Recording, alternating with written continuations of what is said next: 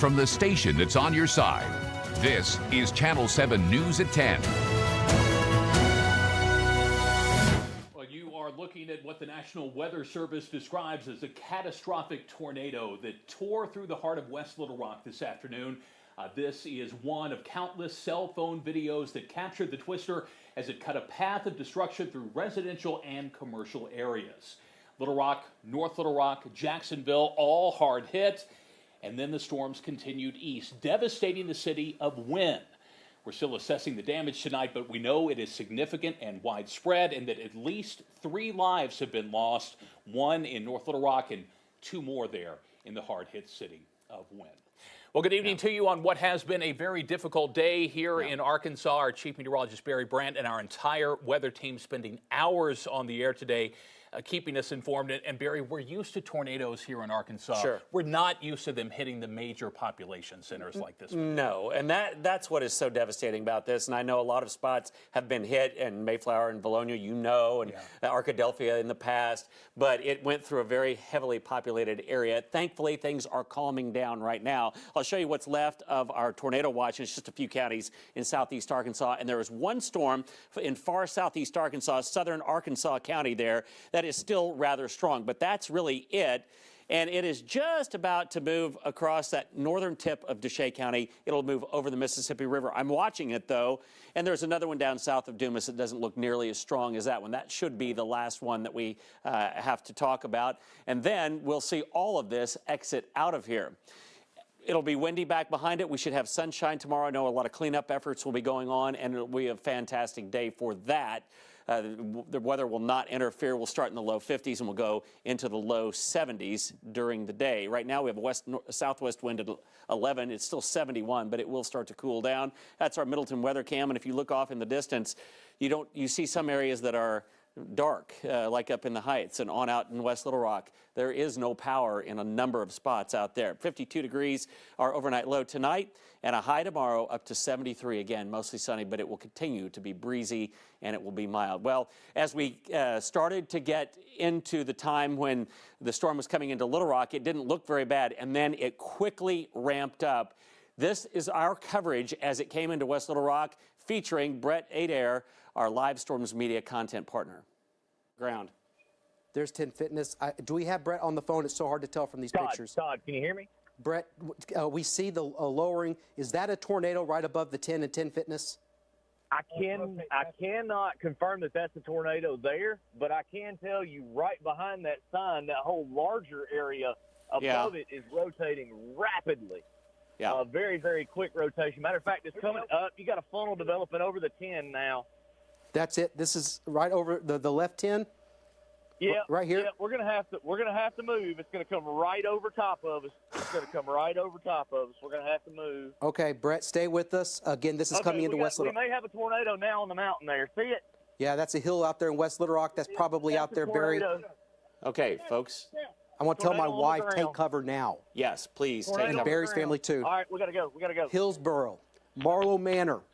Those locations, Barry, can you think of any other place?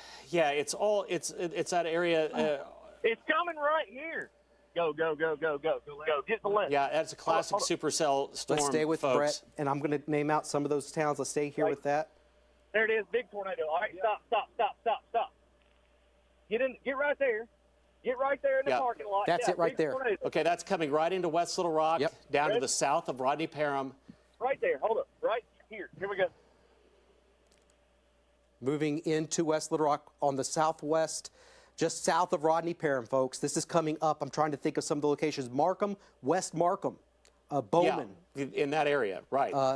Asbury, Canis, Woodland. Big time debris. You got debris? All right, we need to. Yep, I see the rapid movement. To the left? Yeah. We have a significant tornado on the ground in Little Rock. It's going to be crossing I-430, probably close to where Chenal Parkway dumps out onto I-630. All right, big. All right, where do we go? Okay. Guys, you may want to go. All right, we got to move. All right, stay on. Brett, you're live on the air. Let's just, you're live on the air. Just tell us what you see. There's the tornado. It's on the ground in Little Rock. I think, are they issuing a tornado emergency yet? Have they issued one? Go. They haven't yet. Big tornado. All right, it's passing behind us. Hold up. He says, let's stay with that. Barry, Okay. do you know where, it is where starting it to now? ramp up, and folks, it's right along that. It's right along It's gonna hit the radio. Chenal Parkway and 630 West Go, Markham. go, go, go! Okay, we don't have his feed. We've lost the feed. South, slowly. Keep his audio, guys. Go to radar with Barry. Keep his audio. Go. There's huge debris in the air. Huge debris. I'm going to look and see if we don't have his picture. It's frozen. It's up. He's got his picture up now. He's Can on we take it 430. again? Yeah. Okay, so he's going back on 430. He says he sees a lot of debris. It's going to be crossing over 430. You said where it dumps out with 630 at the Big Rock? Yeah, I think that's, and it might be in between there and Rodney Parham. It's right over the hill, buddy. Okay, your feed is out. Go, go, go, go, go. Go to the left. Baptist. Go. Baptist Hospital's in the right path. there. Go. There you go. Do we have a camera at the Big Rock that we can look at, guys? The Big Rock camera? Wow. So that was the scene about 2:30, a little before 2:30 today. Brett Adair is an experienced storm chaser, but you could really hear the concern in his voice. Absolutely. And he saw that coming up toward that intersection, Rodney Parham and 430 right there. And he said, we've got to get out of here. They got on 430 and they got down the interstate knowing that it was going to come right through that area. And that's exactly where it came through. That was coming over that hill around Cali Forest Apartments there. Well, and from there, it moved forward. Let's take a look at some Sky 7 video. This is of the Renew Apartments, which are just east of Pavilion in the Park along Cantrell Road in Little Rock, right across the street from the Purple Cow, a very popular restaurant in town that was also hit hard today. Barry, you can just see some significant damage done there. Yeah, and Pavilion in the Park was hit fairly hard too. A lot of the glass panels up in the top were hit. Across the street there, Pulaski Title, Purple Cow. So it did move up right through that area and then proceeded on up into the Kingwood, Camac Village, those areas. And then it went not very far from here, just up Rebsamen Park Road from where we are. And it was maybe a half mile or 3/4 of a mile from Riverdale as it went over. The lingering issues tonight, the power outages, there are about 75,000 statewide, about 45,000 of those here in Pulaski County. Barry, thanks. We'll see you in just a little bit with more weather. Of course, this evening, Governor Sanders and Little Rock Mayor Frank Scott Jr. held a joint news conference to bring us up to date on the response to the storms. They brought along leaders of Little Rock Police and Little Rock Fire, and both made clear that they had their hands full tonight. Here's some of what they had to say. As each of you know, today has been a very hard day for the state of Arkansas. But the goodness of this is that Arkansas and Arkansans are tough and we are resilient. And no matter what comes our way, we will get back up the next day and keep moving. We will help our neighbors. We will ensure that every Arkansan who needs assistance has it. We've responded to overturned vehicles, heavy damage to residential and businesses in that community, along with down trees, down power lines, ruptured gas lines.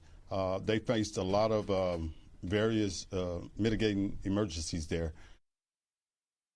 Well, Mayor Scott tonight says there are still no reports of any fatalities in the capital city. His police department is promising to aggressively patrol Little Rock tonight to make sure no looting occurs.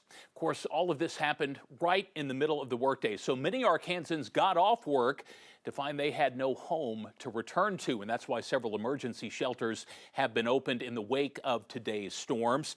The American Red Cross has set up shop. They are operating a shelter at Cavalry Baptist Church. They say it is open to anyone who's been affected by today's storms. If you do plan to head there, just bring essential items, your clothes, your bedding, maybe some toiletries as well. Again, that's Cavalry Baptist Church at 5700 Cantrell Road. Another shelter set up by the city of Little Rock. This one is at Hall High School. Anyone who needs a ride there, they can grab a shuttle from the parking lot of Emmanuel Baptist Church out there in West Little Rock on North Shackelford Road. So Hall High is open tonight. And in the city of North Little Rock, an emergency shelter has been opened at the North Little Rock Community Center. That's at 2700 Willow Street. It too is for anyone affected by today's storms. That shelter location is open to both people and their pets. Well, our coverage of today's tornado outbreak is just getting started. As we go to break, here is another look at the ferocious power of Mother Nature, shared with us by KATV viewer Jim Kimbrough.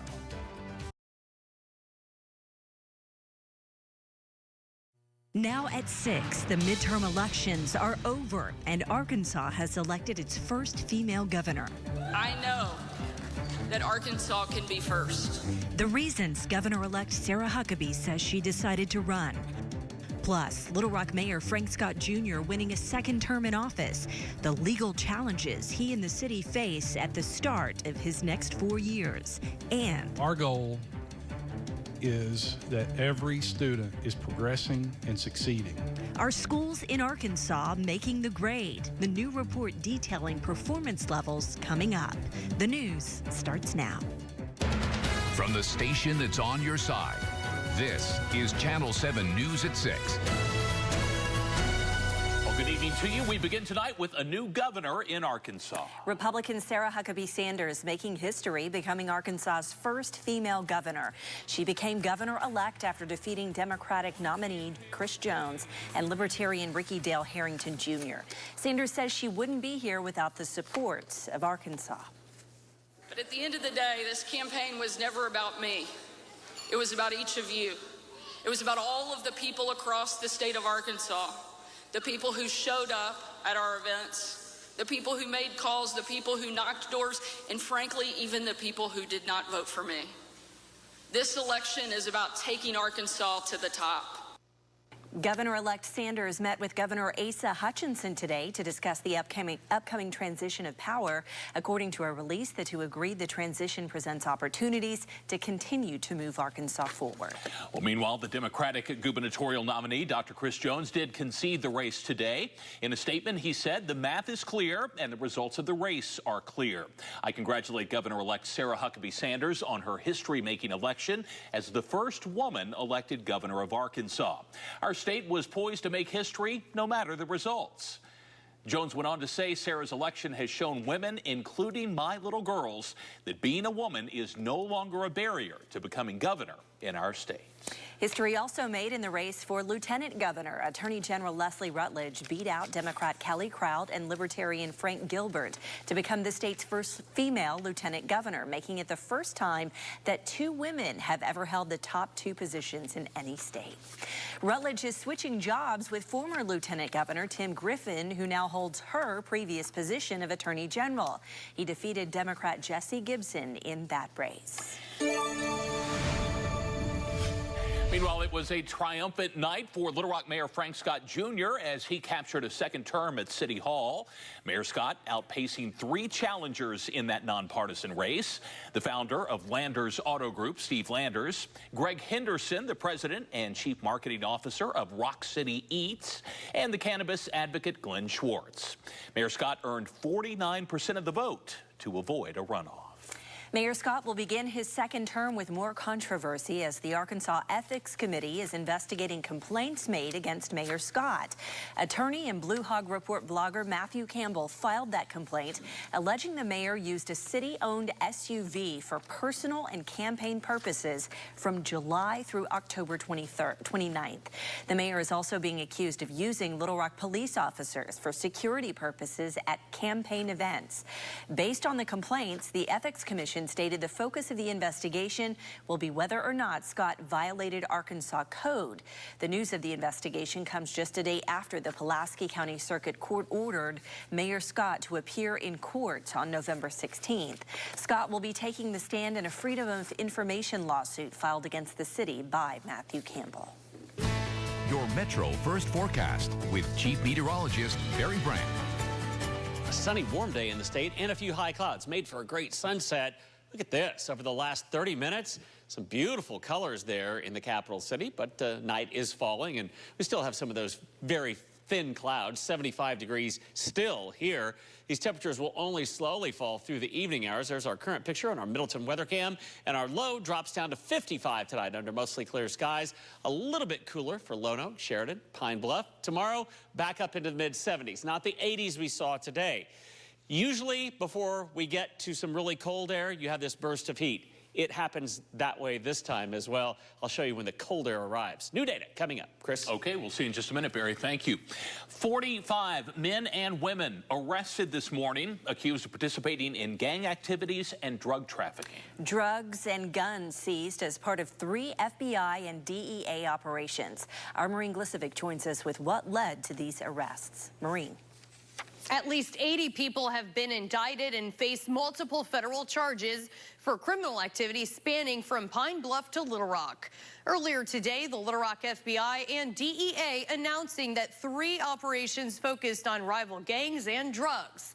2 operations were led by the FBI, which focused on gang activity and violence throughout central Arkansas. The DEA focused on the drug operation.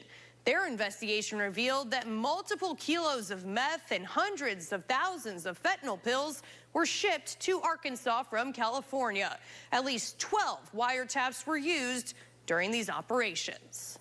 And just because we had operations today doesn't mean that those won't continue for some time. At approximately 6 a.m., the FBI and its partners moved to effect the arrest of 60 indicted individuals, actually just over 60 indicted individuals, who had been charged in the Eastern District of Arkansas with a broad variety of felonious activity. Another 27 fugitives remain on the streets, but law enforcement agencies say they will not stop until all suspects are in custody. On your side, Maureen Glisovic. Right, thanks a lot, Maureen. The late Pine Bluff police detective Kevin Collins was also honored today. He was shot and killed during an FBI operation in 2020. Little Rock police are investigating the city's record 74th homicide of this year. Just after 10 o'clock last night, officers were called to the 4600 block of Grand Avenue. They believe 2 people had visited a home there looking for Lee Jordan. A short time later, gunshots rang out and Jordan was found wounded. He was taken to UAMS, where he died from his injuries. The Searcy Police Department is warning of a new scam tonight. We're told that multiple residents have called the department complaining that they've received calls from Sergeant Cordero Earls saying there is a warrant out for their arrest. The department says this is something they would never do. They urge residents to hang up, block the number, and never give out any personal information. Well, the Arkansas Department of Education releasing a new report today indicating many schools in our state are in need of help. Channel 7's Brenda Lipinski looked at the data and joins us live in studio. So, Brenda, how long has this school grading system been used here in Arkansas? Yeah, so the Every Student Succeeds Act dates back to 2015. It requires states to come up with their own accountability systems to help students succeed. Recently released report from the Every Student Succeed Act, or ESSA, showed some schools in Arkansas are in need of improvement. According to the Arkansas Department of Education, the report found that more schools in the state received C, D, and F scores than schools reaching an A or B score. Assistant Commissioner at the Arkansas Department of Education, Deb Kaufman, says some of the factors impacting those grades include poverty. I mean, the majority of our public school students are struggling with forms of poverty. Another factor being the pandemic. Secretary of Education John Key says schools across the state are working to move forward. Our goal is that every student is progressing and succeeding. Every student in Arkansas. We don't stand still, even though COVID took a lot of momentum away from where we were headed and what we were doing. Our destination is still the same. But although some schools are going to need help, there are some schools who showed improvement. One of them being Sylvan Hills Elementary. Their principals showing how they brought their C score up to a B. Over the last several years, we've talked a lot about flexibility. And, you know, while we have flexibility, at the same time we have responsibility. Now, if you'd like to find out how your child's school did, you can head over to myschoolinfo.arkansas.gov. On your side, I'm Brenda Lipinski. Okay, thanks a lot, Brenda. The Little Rock School District had a meeting this morning about their results, saying the district is committed to helping improve some of those grades. Well, stay with us. Coming up after the break, our nation's female veterans making up a small portion of our military, but many of them say they feel overlooked. We'll tell you the challenges faced by one Air Force veteran next. Channel 7 News at 6. Sponsored